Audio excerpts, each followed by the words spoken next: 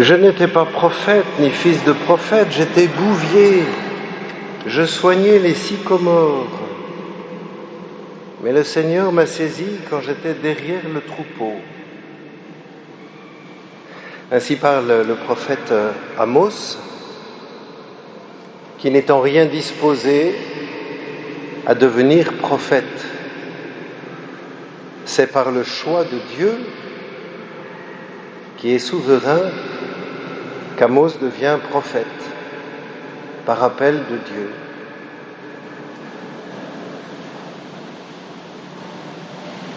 Quelle qualité avait Abraham pour jouer le rôle qu'il a joué? Quelle qualité avait Moïse, qui était bègue? Quelle qualité avait David? Quelle qualité avait Pierre pour être le chef des apôtres, lui qui a renié? Quelle qualité avait Judas pour faire partie des apôtres, lui qui a trahi? Quelles sont mes qualités pour être là où je suis à vous parler? Ce n'est pas cela que le Seigneur regarde. La vocation, l'appel de Dieu repose sur le choix de Dieu.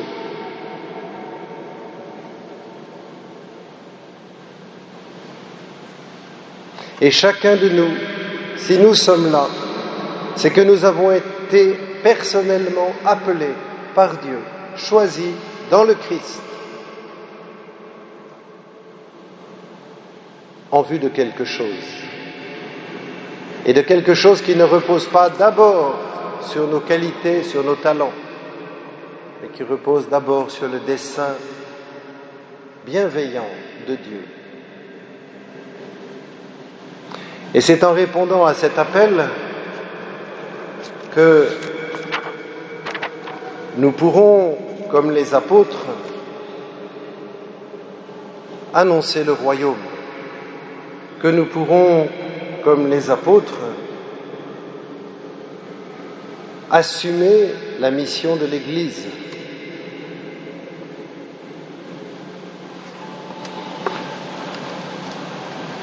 Mais entre Amos et les apôtres, il y a ce que Paul nous fait entendre. Dieu le Père nous a choisis dans le Christ, avant la fondation du monde, pour que nous soyons saints, immaculés, devant lui, dans l'amour. Qui que nous soyons, quelle que soit notre histoire, quels que soient nos talents, nos compétences, nos dons naturels, nos charismes, d'abord et avant tout, nous avons été appelés pour partager la vie de Dieu et donc pour être saints et immaculés. C'est notre vocation première, c'est la vocation de tout homme. Désirer la sainteté, ça n'est pas de l'immodestie, ça n'est pas de l'orgueil, ça n'est pas de la vanité, c'est au contraire de l'humilité, car c'est accepter ce que Dieu veut pour nous, pour moi. Il nous a choisis pour que nous soyons saints.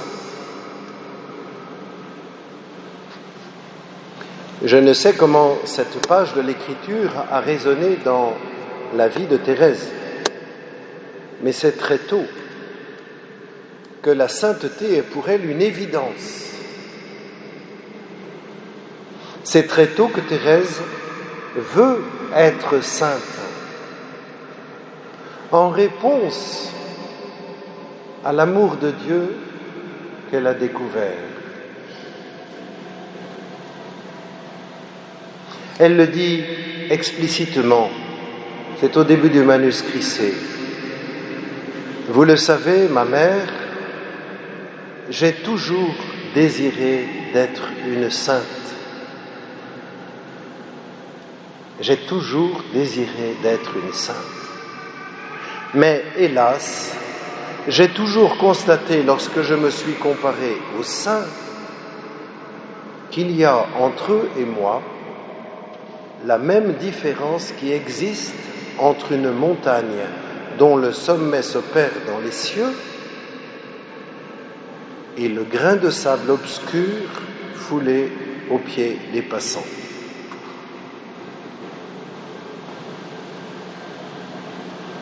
Au lieu de me décourager, caractéristique de la vie de Thérèse, je ne me découragerai pas est une des résolutions de sa retraite de première communion.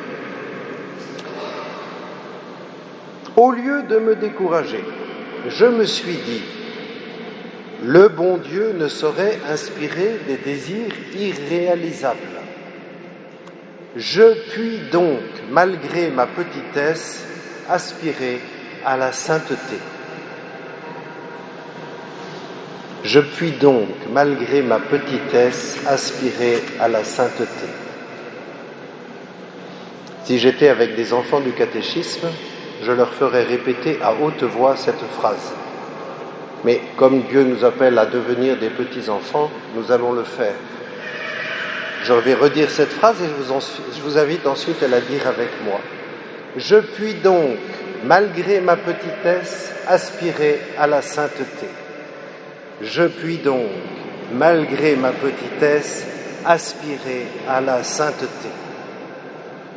C'est cela, finalement, le trésor que Thérèse veut nous faire entendre. Je puis, malgré ma petitesse, aspirer à la sainteté. Ne regarde pas tes défauts, ne regarde pas tes qualités, regarde le don de Dieu. Thérèse continue. Me grandir, c'est impossible. Je dois me supporter tel que je suis, avec toutes mes imperfections. Mais je veux chercher le moyen d'aller au ciel par une petite voie bien droite, bien courte, une petite voie toute nouvelle. Nous sommes dans un siècle d'invention. Maintenant, ce n'est plus la peine de gravir les marches d'un escalier. Chez les riches, un ascenseur le remplace avantageusement. Moi, je voudrais aussi trouver un ascenseur pour m'élever jusqu'à Jésus, car je suis trop petite pour monter le rude escalier de la perfection. Alors, j'ai recherché dans les livres saints l'indication de l'ascenseur, objet de mon désir.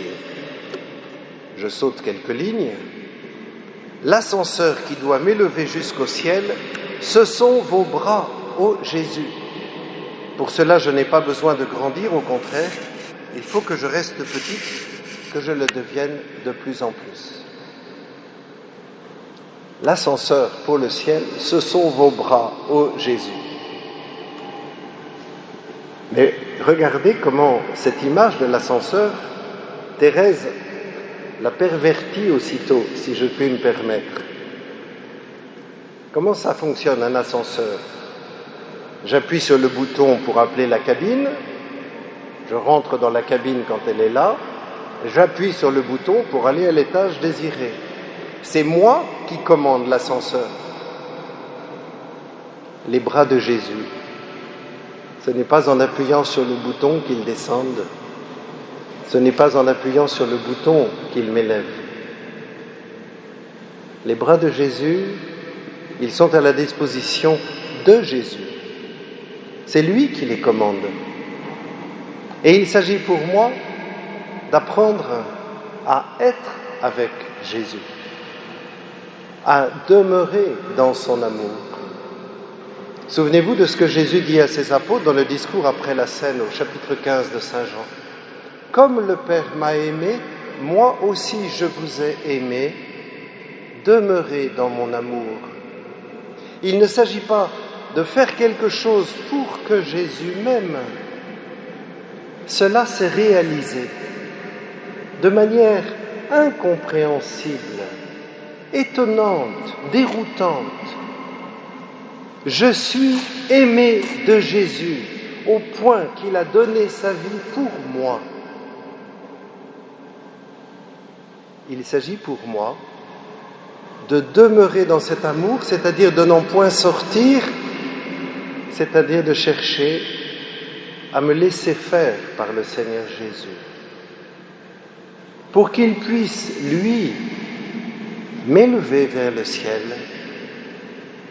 pour qu'il puisse, lui, me conduire à son Père, pour qu'il puisse, lui, me revêtir de sa sainteté. Et donc le premier effort de la vie chrétienne, ça n'est pas un effort moral, c'est un effort spirituel de communion à Jésus.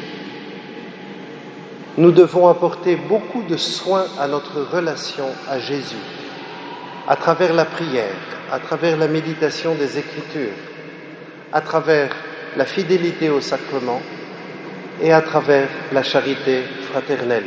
C'est comme cela que nous construisons notre fidélité au Seigneur en réponse à sa fidélité. Et du coup,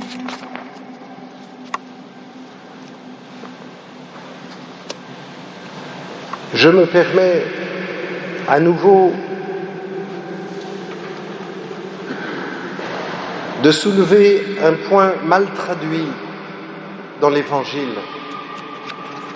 Nous avons entendu que les apôtres partirent et proclamèrent qu'il fallait se convertir. Ce n'est pas ce que dit le texte grec. Le texte dit « Ils proclamèrent afin que l'on se convertît ». C'est-à-dire qu'ils proclament le royaume dans l'espérance que ceux qui l'entendent vont être touchés et vont se tourner vers Jésus. Mais ils ne viennent pas annoncer une obligation, ils viennent annoncer la bonne nouvelle du salut. Et celui qui reçoit cette bonne nouvelle se convertit, c'est-à-dire commence à voir le monde autrement à partir de Jésus, à partir de ce que Dieu fait, et commence à s'attacher à Jésus pour se laisser conduire par lui. Ils proclamèrent afin que l'on se convertisse. Pour terminer, je voudrais juste relire ces quelques mots qui sont au début de l'offrande de Thérèse à l'amour miséricordieux. Cette offrande qu'elle fait le 9 juin 1895 dans la fête de la Sainte Trinité, dans une intuition intérieure qu'il a saisie pendant la célébration de l'Eucharistie. Ô mon Dieu, Trinité bienheureuse, je désire vous aimer et vous faire aimer. Travailler à la glorification de la Sainte Église en sauvant les âmes qui sont sur la terre et en délivrant celles qui souffrent dans le purgatoire. C'est toute sa vocation de carmélite qui est dite ici. Mais c'est toute la vocation des apôtres qui est de vouloir que chacun puisse se laisser sauver. Je désire accomplir parfaitement votre volonté et arriver au degré de gloire que vous m'avez préparé dans votre royaume. En un mot, je désire être sainte, mais je sens mon impuissance et je vous demande, ô mon Dieu, d'être vous-même ma sainteté. Béni soit Dieu, le Père de notre Seigneur Jésus-Christ. Il nous a choisis dans le Christ avant la fondation du monde pour que nous soyons saints, immaculés devant lui, dans l'amour. Amen.